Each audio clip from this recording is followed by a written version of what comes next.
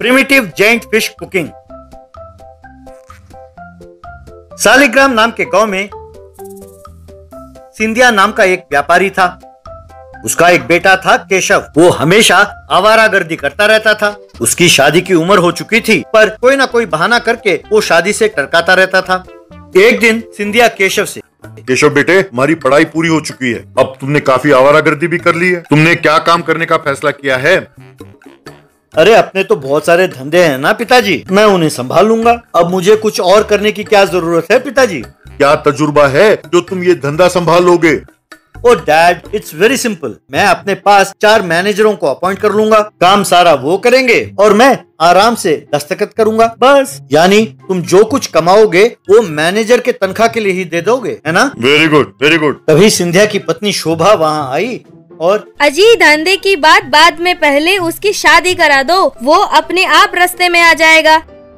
इसकी शादी करा दूं? इसे कौन लड़की देगा? इसकी तो जिंदगी भर शादी नहीं होगी। अरे इसकी शक्ल देख के खींच होता है मुझे। देखो, इसे एक आखिरी मौका देता हूँ। इसे तुम अपने भाई के बेटे संग्राम के पास जाकर रहने को कहो। अगर ये उसकी बात मानेगा तो मैं इसकी बात मानूंगा, वरना इसे मेरी ही बात सुननी होगी, कह देता हूँ। क्या उस जंगल में? ना बाबा ना, मेरा बेटा वो सब नहीं कर पाएगा। ये बड़े नाजों से पला है। अगर तुमने उसे भेज भी दिया तो 2 दिन में वहाँ से भाग कर आ जाएगा। जानबूझकर ये जानते हुए भी कि वो वहाँ नहीं रह सकता, उसे वहाँ भेजना चाहते हो, है ना? बेकार की बातें छोड़ो, ये जाएगा या नहीं? माँ मैं जाऊंगा और जरूर जाऊंगा। दादी मुझे अंडर एस्टिमेट करते हैं ना, मैं जाकर दिखाऊंगा कि मैं किस मिट्टी का बना हूँ।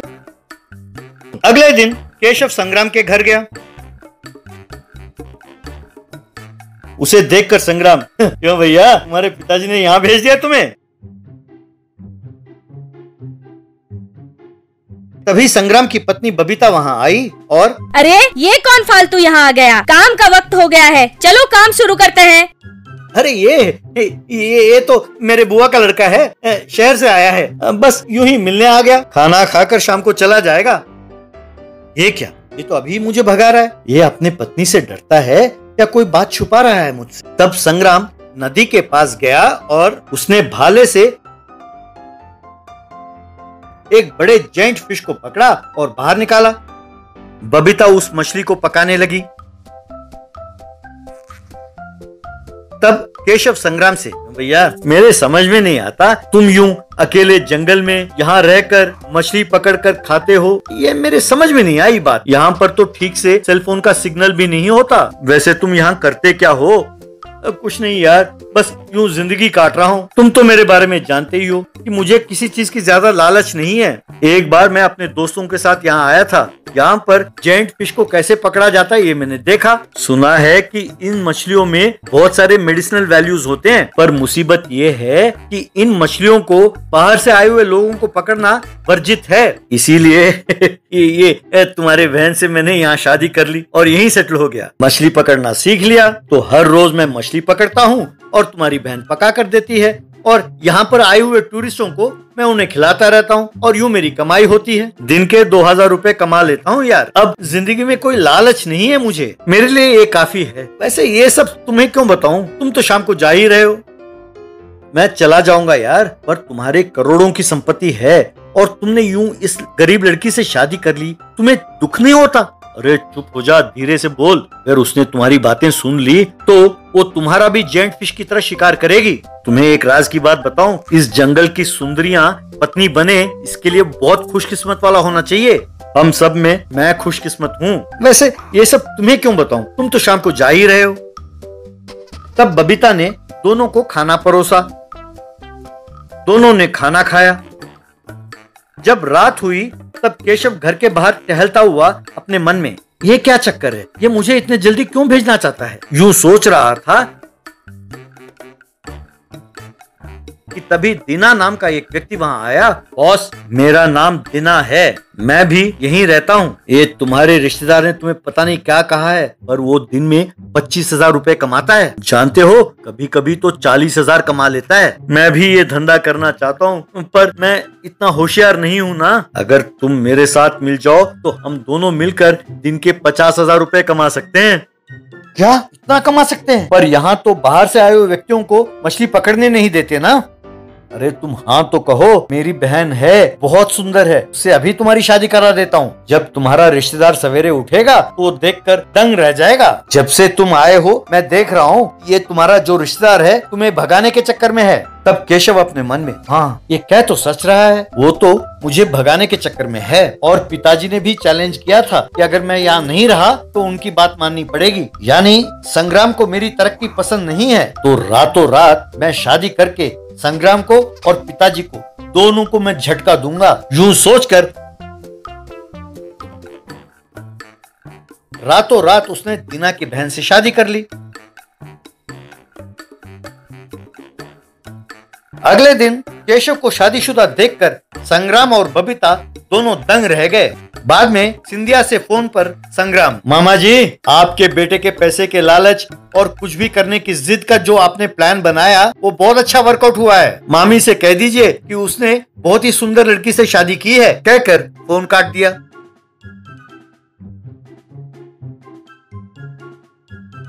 तब वहां आकर केशव, क्यों भैया तुमने सोचा नहीं था ना कि जॉइंट फिशिंग में मैं तुम्हारा मुकाबला करूंगा? कैसा लगा मेरा प्लान? तब संग्राम अपने मन में, अरे पागल, कैच तो मैंने बनाया था, जाल में तो तुम फंसे हो। अगले दिन से संग्राम और केशव मछली पकड़ने लगे।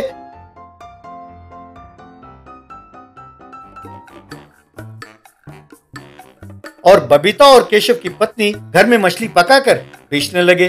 पंचर वाला बना करोड़पति। बीदर नाम के गांव में नायक नाम के व्यक्ति का पंचर का दुकान था। वो बहुत ईमानदार था। एक दिन एक स्कूटर का पंचर लगाते हुए, मदन जी मैंने अपनी ओर से आपके स्कूटर में एक पुराना ट्यूब डाला है, अब अगर वो भी पंचर हो गया तब आपको नया खरीदना पड़ेगा। धन्यवाद नायक, अगले महीने तनख्वाह मिलते ही एक नया टायर ट्यूब खरीद कर डाल लूंगा। तुमने कई बार मेरे पैसे खर्च किए बिना तुमने मेरी मदद की है, भगवान तुम्हें हमेशा खुश रखे, कहकर चला गया।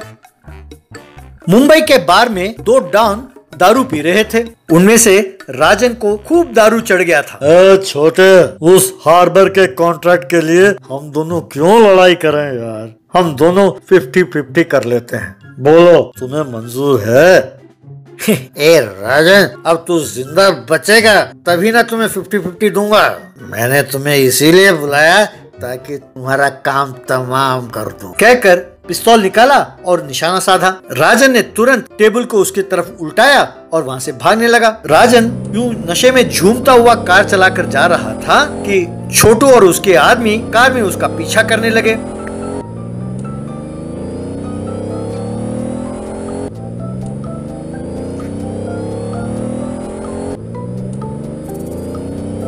राजन का कार एकदम नायक के दुकान के सामने आकर रुक गई।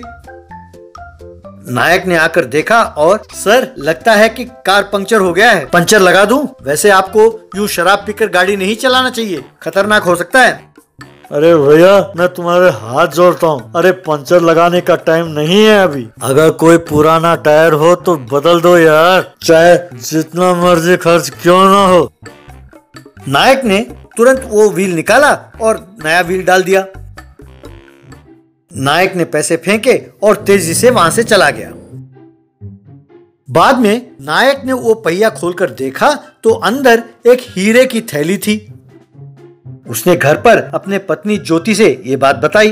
क्यों जी, लगता है अपने गरीबी के दिन पूरे हुए हैं। हम ये हीरे लेकर ये गांव छोड़कर चले जाते हैं, कहीं और जाकर आराम की जिंदगी बसर करेंगे। ये गलत बात है ज्योति, ये हमारा नहीं है, जब वो फिर से लौटेंगे तब हम उन्हें दे देंगे, अब दूसरों का माल हम क्यों रखें भला। घर जाकर राजन टायर को देखकर, ओ माय गॉड, कल मैंने कहीं पर टायर बदलवाया था, पर वो कहाँ बदलवाया ये याद नहीं आ रहा, अब मैं क्या करूं। यूं सोच रहा था कि पुलिस आई और उसे अरेस्ट करके ले गई। कोर्ट ने उसे जेल की सजा सुनाई। जेल में बैठा राजन बहुत दुखी हो रहा था। सब संपत्ति चली गई तो राजन और उसकी पत्नी बीदर आ गए।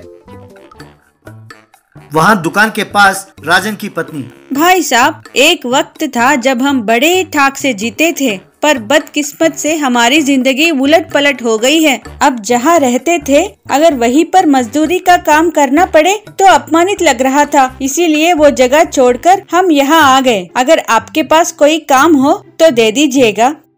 क्या काम चाहिए? काम? यहाँ काम वाम कुछ नहीं है। अब तुम जा सकते हो। अब हमारे ही खाने की लाले पड़े हुए हैं, ऊपर से तुम आ गए। ऐसे बात ना क्या करो ज्योति बहन, तुमने भैया करके मुझे बुलाया है। अब से तुम मेरी छोटी बहन हो। आप दोनों हमारे साथ ही रहो, जो भी भगवान दे हम मिल बांट कर खा लेंगे। इस तरह राजन का बेटा और नायक की बेटी साथ साथ स्कूल जाने लगे। राजन की पत्नी नायक की मदद करने लगी पंचर लगाने में।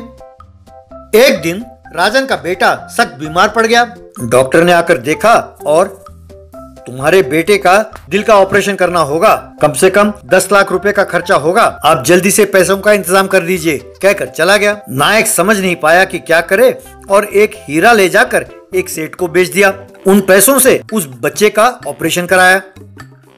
बहन, एक बड़ा व्यक्ति ये हीरे मुझे सौंप कर चला गया। इनमें से एक हीरे को बेचना पड़ा। ऑपरेशन के खर्चे के बाद 40 लाख रुपए बचे हैं।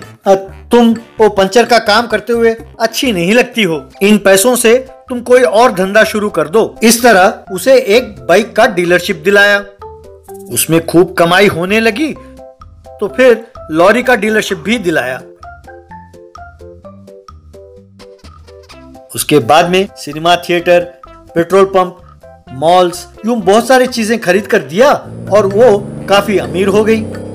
एक बड़ा बंगला खरीदा और उन लोगों को उस पे ठहराया, पर नायक खुद अपने झोपड़ी में ही रहता था। कुछ सालों बाद राजन जेल से छूटकर बाहर आया। गांव-गांव जाकर अपने पत्नी और बेटे को ढूंढने लगा। एक दिन गलती से नायक के कार के नीचे आ गिरा। नायक ने उसे पहचान लिया और सर, आपने मुझे पहचाना? आप मेरे पास आए थे टायर बदलवाने के लिए। उस टायर में हीरे थे सर आपके। मैं आपका काफी इंतजार करता रहा। सर, मुझे माफ कर दीजिए, कुछ हालात के कारण एक हीरे को बेचना पड़ा सर, और उन पैसों से हमने एक धंधा शुरू किया सर। उसके वजह से एक परिवार काफी सुखी है सर आज। वो सब आपकी मेहरबानी है सर। सर, आप मेरे साथ आइए, आपके वो हीरे मैं आपको सौंप देता हूँ और उस हीरे के पैसे भी मैं आपको लौटा देता हूँ। यूं वे दोनों इसके घर आए। तब राजन ने वहाँ अपनी पत्नी और बेटे को देखकर हैरान हुआ। दोनों को गले लगाया और रोने लगा। भैया, यही मेरे पति हैं। पुलिस के डर से मैं यहाँ आ गई हूँ। आपने भगवान की तरह हमें शरण देकर हमें बचाया भैया। राजन सर, आपके हीरो ने आपके परिवार को बचाया, ये जानकर मुझे बहुत खुशी हुई। अब से ये सारी जायदाद आपकी है। ये लीजिए आपके हीरे। अब हम चलते हैं। नायक, तुम्हारी ईमानदारी को मैं प्रणाम करता हूँ। मैंने फैसला कर लिया है कि अब से मैं ईमानदारी की जिंदगी ही जीऊंगा। अब से हम सब मिलकर व्यापार करते हैं और खुशी खुशी जीते हैं। इस कमाई में आधा हिस्सा तुम्हारा है, तुम भी हमारे साथ ही रहोगे। इस तरह पंचर वाला नायक करोड़पति बन गया और सब खुशी खुशी रहने लगे।